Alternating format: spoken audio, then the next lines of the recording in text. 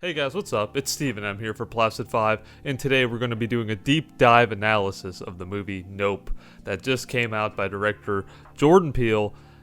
Let's get into it. This is going to be spoiler heavy because we're going to be doing a deep dive, so you've been warned. Let's get it.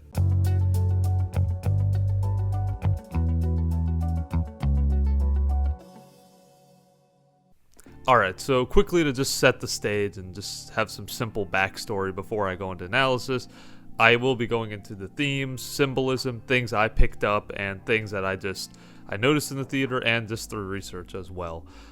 So it's going to be hopefully going to be super interesting just seeing all these kind of theories and things that I'm going to be spewing out here. So let's get started with some general premise, general setting the stage. What is the movie about, really, before I even go into detail?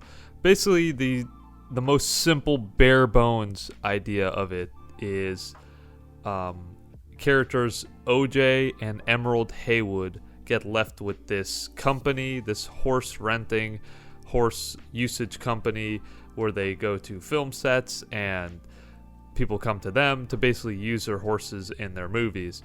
Their father dies at the beginning of the movie due to some kind of unforeseen circumstances where we don't know yet, but the creature in the movie basically kills the father on the ranch, and they're left with this. Brother OJ is kind of a very timid, cool, calm, collective kind of worker, and he's there to just continue maintaining the horses and just working. Emerald's much more younger, or not much more younger, but more youthful in energy and just way more high energy, speaks her mind, and is just way more energetic than he is. But they're both left with this, and they discover a kind of UFO creature.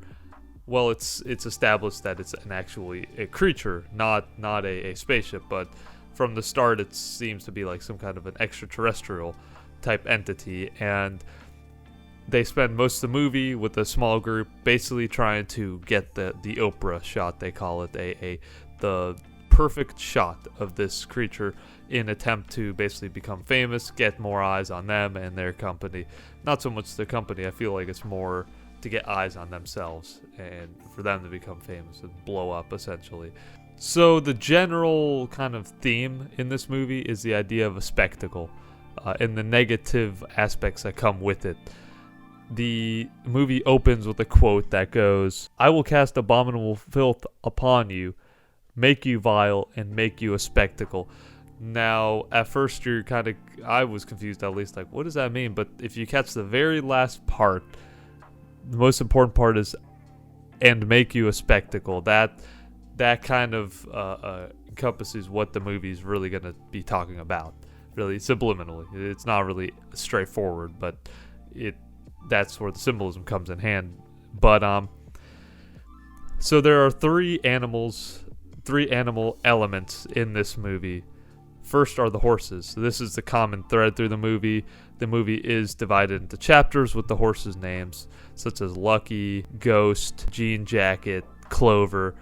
The second element is Gordy, which is a monkey who kind of went crazy on a set back in an old sitcom show, in which one of the characters in the movie, played by Yeun, he owns like this kind of a town attraction for tourists and things like that, and he in his office kind of has memorabilia, and he was a child actor on the set when the monkey went crazy, and he has trauma from that.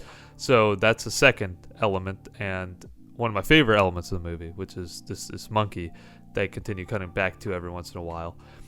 And finally, the actual UFO itself, which is actually established that it's a creature, not a spaceship. It's a living organism, which I thought it was just so unique that they went with that approach. So it's an actual living entity in the sky. Kind of interesting element that involves the very beginning of the movie is, in my opinion, what I saw was kind of doing away with, or this kind of urge to do away with the old, as in the old spectacle idea.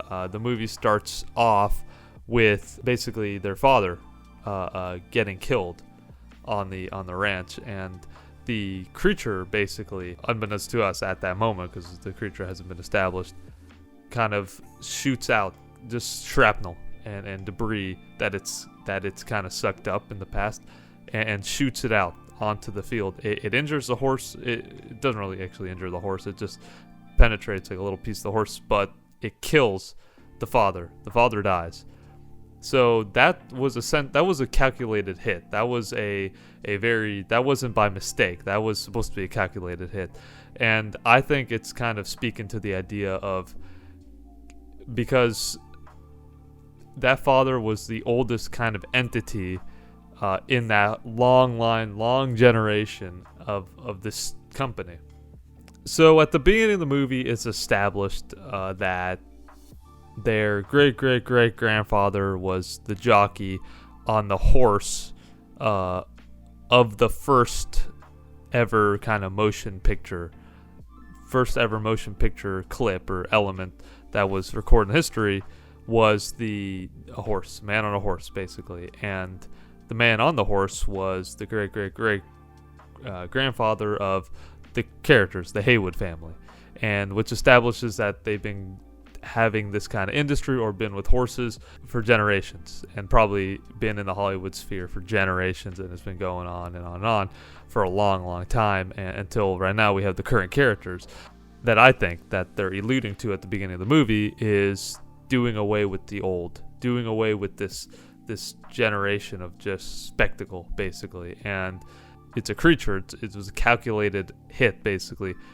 Killed them off, and then you could tell right after that, OJ, he goes on set of a movie. They've asked for him, and their resources. They've asked for their company's help, and he's kind of in a slog. He doesn't really want to do the same spiel. He's just kind of there. He's out of his element. He's very out of his element. That kind of shows like, oh, he's just continuing this legacy. And then Keke Palmer's character, Emerald, she comes out very high energy, and she's kind of continuing that legacy that they've had in the past. So I think it kind of could be a symbolism of trying to kill the old ways. So the next idea is basically the profiting from tragedy. So Stephen Yeun's character, named Ricky Jupe Parker is his name. He's a child star, and he was on the set of the Gordy show, a 90s sitcom show where he was a child, in which case the tragedy in the film, at least, the monkey goes crazy, and the movie keeps alluding to it, but the monkey goes crazy and basically kills everybody on set, and finally he's left alive there witnessing everything. And you can see how his coping mechanism basically was to just profit from it. He has memorabilia, he has the actual shoe from the set, all in glass boxes, and when he goes out in this attraction that he owns as an adult, he performs very similarly to the way they treated the monkey on that set. He buys horses from the Haywood family, from OJ, from M, and puts them in a glass box for food for the flying saucer creature.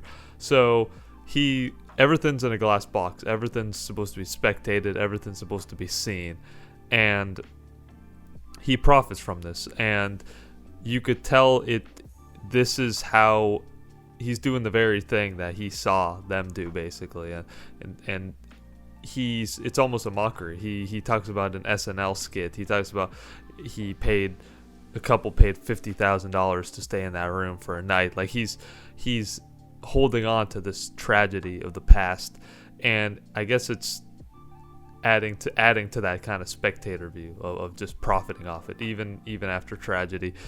And that very much leads into the idea of the cost of getting the shot, the cost of fame. There's Holtz, which is a cinematographer, a renowned cinematographer, kind of like a existential character. He doesn't care at all. All he cares about is getting the shot, and at the end he dies for it as well. He within the movie, he talks about dying on the hill. That's not a hill you want to die on. Well, ironically, he dies on a hill trying to get that perfect shot. Ricky, that character who's profiting off off the trauma, he dies trying to get in means of trying to get that spectacle as well. So I think it's just alluding to the cost of at what cost. Later on, somebody in a full reflective helmet from TMZ, supposedly, could be any outlet, but they said TMZ, comes up to the ranch as well, and that it's a multifaceted level of symbolism. For starters, they also don't care about anything but getting the shot. They actually get injured. They get flown off the bike. All they care about is getting the shot. I'm pretty sure when he falls and gets injured, that character, all he cares about is I want to look cool. Did this look, did he get the shot? Did he get that? Whatever. All that matters is that the shot was gotten. That's all he cares. Doesn't care about his well-being or any of that. And I think that could have been anybody. That I think the fact that they made them faceless is just some reflective thing. It's kind of speaking to it could be anybody. That's more of an entity than a human, or like an archetype. Secondly, the reflective helmet also represents like the view of just looking outward, and very symbolic and very reminiscent of the very beginning of the movie, when they're in the studio and the horse freaks out on set because a cinematographer, somebody takes a reflective, a reflective ball thing, basically, and shows a reflection to the horse, and the horse's eye just like he freaks out. Very similar to that. It's just the idea of just looking outward, never looking inward, always looking outward. The world is, it's all just to be spectated. All animals are to be spectated and profited on. And yeah, I mean, the creature, the kind of creature that the flying saucer creature or whatever, the fact that it only will attack you, it'll only like consume you if you are staring at it. And of course, everybody wants to stare at it. It's a spectacle. Everybody's gonna be just staring at it nonstop. And the idea could, I mean, if people had not stared at it, it would have stayed in the clouds forever. You know, it would have just minded its own business. It wasn't harming anybody. If you didn't apply attention to it or admire the spectacle, everything would have been gone as normal. And it had been there for probably 6 months. But of course, eventually, like all wild beasts, and trying to tame them, and just like Gordy on that set, whatever, you can't tame that without expecting like retaliation. You're not be able to tame it. There's gonna be backlash. There's a lot of layers to this movie, and I'd love to hear down below what you guys think of the symbolism, my take on it, what your take on it was. Please comment down below. Let me know. If you like these analyses, let me know down below if you'd like me to analyze another movie or give my thoughts on. But yeah, overall, thanks guys for watching, and I'll catch you guys next week.